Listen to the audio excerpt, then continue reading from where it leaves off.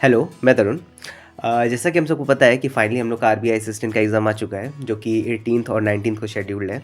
अब इस समय आज और कल तो कोई पढ़ाई नहीं करता, वैसे करना भी नहीं चाहिए क्योंकि लास्ट मोमेंट पे प्रेशर लेने का कोई मतलब नहीं है। जितना पढ़ाई करना था वो हम लोग कर चुके हैं। तो ऐसे लास्ट मोमेंट पे हम लोग कुछ ऐसा सुनना चाहते हैं, जो कि हम लोग को मोटिवेशन दे और एनर्जेटिक फ़ील कराए। तो चलिए बिना टाइम वेस्ट के आगे बढ़ते हैं। तो ये मैं इसलिए बना रहा हूँ कि हम लोग का कल और परसों एग्ज़ाम सेंटर पे हम लोग का ऐसा क्या माइंडसेट रहना चाहिए कि हम लोग की एफिशिएंसी और प्रोडक्टिविटी दोनों बढ़े।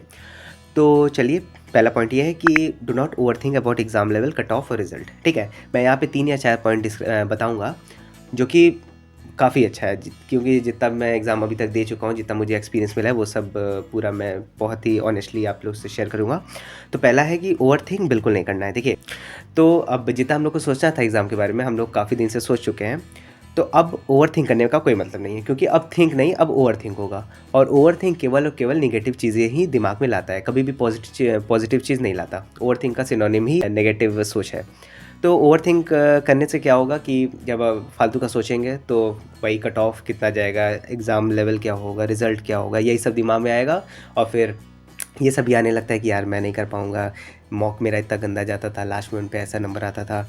तो यही सब दिमाग में चलता रहेगा और फिर ये सब चीज़ें डिमोटिवेशन लाएँगी। तो इसीलिए आखिरी मोमेंट पे ये सब सोचने का कोई ज़रूरत नहीं है। कुछ ऐसा करिए जिससे कि मोटिवेशन मिले, जैसे कि गाना सुन के जा सकते हैं या कुछ अच्छी चीज़ें सोच सकते हैं। एग्ज़ाम को छोड़ के जो आप लोग को सोचना है वो सब आप लोग सोच सकते हैं, ठीक है? तो इसीलिए एग्ज़ाम लेवल क्या होगा ये सब नहीं सोचना है, कट ऑफ कितना होगा कुछ नहीं ओवरथिंक करना है, कुछ भी करने की ज़रूरत नहीं है। हाँ, सही है कि कुछ भी नहीं सोचना है। फिर उसके बाद क्या आता है कि recall your strategy only when 5 minutes are left. तो देखिए क्या होगा, एग्ज़ाम सेंटर पे आप लोग मान लीजिए पहुँचते हैं, फिर लाइन लगाते हैं, फिर अंदर जाते हैं। तब तक काफ़ी समय मिलेगा हम लोग को अपने बुद्धि चलाने का, और बुद्धि किस रास्ते पे चलेगा एग्ज़ाम सेंटर पे वो आप लोग को अच्छे से पता है, ठीक है? तो इसीलिए जाइए, लाइन लगाइए अच्छे से, और किसी से बातचीत करने भी कोई ज़रूरत नहीं है, क्योंकि एग्ज़ाम सेंटर पे ऐसे-ऐसे लोग आते हैं ना कि या तो खूब अपनी तारीफ़ करेंगे, या तो फिर वही अपना स्ट्रेटजी शेयर करेंगे कि यार मैं मॉक में ऐसे देता था, इतना नंबर आता था। या तो कोई रिज़ल्ट ही डिक्लेयर कर देते हैं कि 90 प्लस तो कट ऑफ जानी ही है, 95 तो जानी ही है। फालतू ये सब सुनने से उन लोगों का कोई मतलब नहीं है, स्पेशली वो लोग तो और नहीं आते। तो इसीलिए किसी से बात करने की ज़रूरत नहीं है, बस चुपचाप जाइए, फिर अंदर बायोमेट्रिक होगा, फिर अपने सीट पे बैठिए, ठीक है? अक्सर यही होता है कि जब बैठते हैं तो काफ़ी समय रहता है, तो हेड डाउन करके आराम से लेट जाइए और जो भी सोचना है सोचिए एग्ज़ाम को छोड़ के। फिर उसके बाद जब फर्स्ट लॉगिन हो जाता है, जो पहले एग्ज़ाम दे चुके हैं वो सब जो पहली बार एग्ज़ाम दे रहा है, उसको मैं बता दूं कि फ़र्स्ट लॉगिन जो होता है उसमें फिर 10 मिनट हम लोग को मिलता है बैठने के लिए, ठीक है?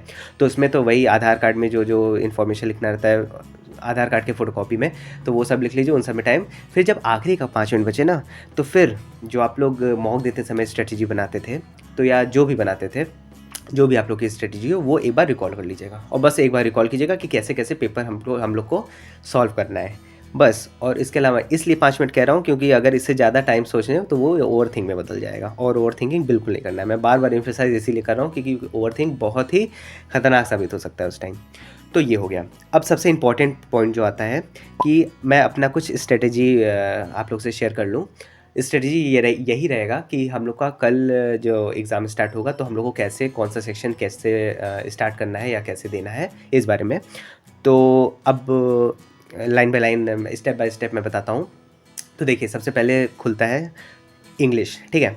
सबसे पहले इंग्लिश आएगा, 19.59 टाइम स्टार्ट हो जाएगा। टाइमर देखने की बिल्कुल भी ज़रूरत नहीं है, टाइमर देखेंगे तो फालतू का प्रेशर बढ़ता है। देखिए स्टार्ट हो चुका है, फिर तुरंत क्वेश्चन पे आइए। क्वेश्चन पहला मान लीजिए आरसी रहता है, तो 9-10 क्वेश्चन जितना भी रहता है स्किप करके आगे बढ़िए, ठीक है?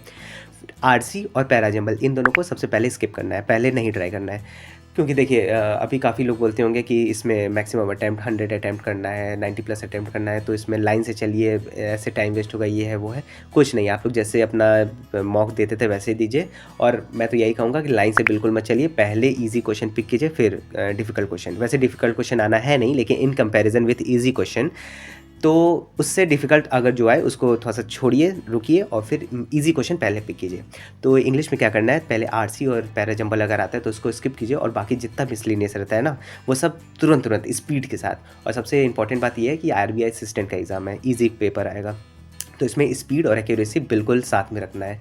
स्पीड कम हुआ तो पेपर नहीं कंप्लीट हो पाएगा, और अगर एक्यूरेसी कम हुई तो फिर जितना मार्क्स हम लोग को चाहिए वो नहीं पूरा हो पाएगा, ठीक है। तो स्पीड और एक्यूरेसी का स्पेशली ध्यान रखते हुए जल्दी जल्दी करना है। तो मिसलेनियस पहले पूरा कंप्लीट कर लेना है, बहुत ईजी मिसलेनियस आता है, तुरंत तुरंत कंप्लीट कर लीजिए। और एक बात और, जैसे कि क्या होता है ना कि अगल बगल वाले बोलने नहीं देते, मतलब कि जो हम लोग रीड करते हैं, और इंग्लिश में मेनली इंग्लिश और रीजनिंग में रीडिंग का बहुत योगदान रहता है। तो क्या कीजिए, जो मैं करता हूँ, एक कान में अपने हाथ रख के कान बंद कर लीजिए, फिर जो आप लोग धीरे धीरे भी बोलेंगे ना वो बहुत अच्छे से दिमाग में जाता है। कल ट्राई कीजिएगा ये। तो अगर ऐसा करेंगे, क्योंकि मैं ऐसे ही करता हूँ, तो ऐसे करके पूरा मिसलेनियस कंप्लीट कीजिए। फिर उसके बाद अगर 10 मिनट 12 मिनट बचता है तो काफ़ी अच्छा टाइम में आप लोग कंप्लीट कर चुके रहेंगे। फिर आरसी पे आइए। आरसी क्या होगा कि बहुत इजी कॉम्प्रिहेंशन आता है, मतलब स्टोरी बेस्ड या बहुत इजी।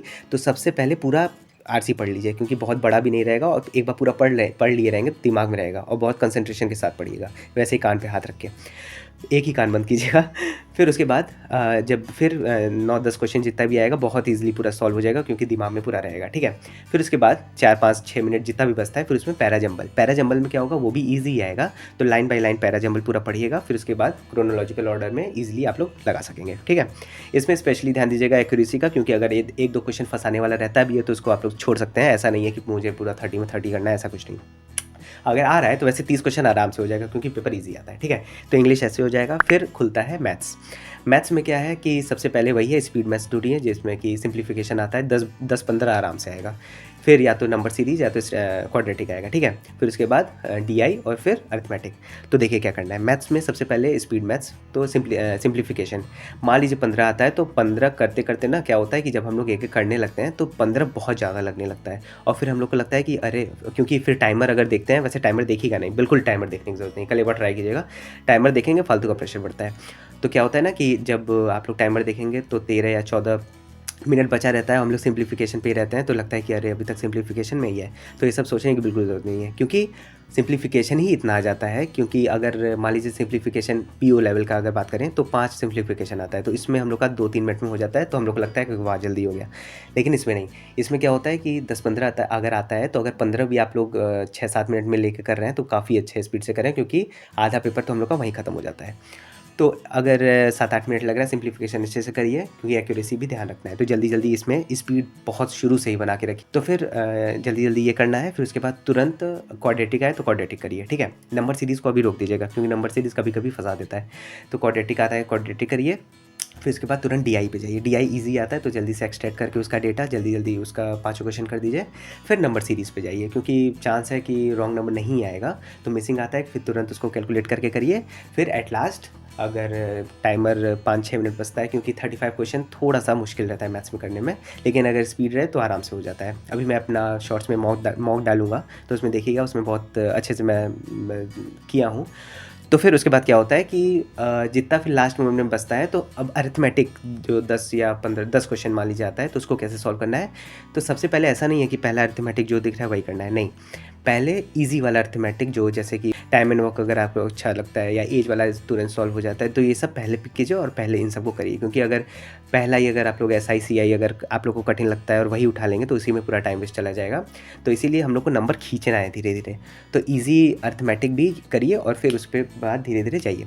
देखिए ये वाला जो फॉर्मूला है ना कि ईजी पहले पिक करना फिर उसके बाद डिफिकल्ट, बहुत ही रामबाण फॉर्मूला है। इसको अगर आप लोग अपना लेंगे ना तो बहुत अच्छा ही स्कोर बूस्ट होगा, ठीक है। फिर उसके बाद ऐसे मैथ्स हो जाएगा। फिर आता है रीजनिंग।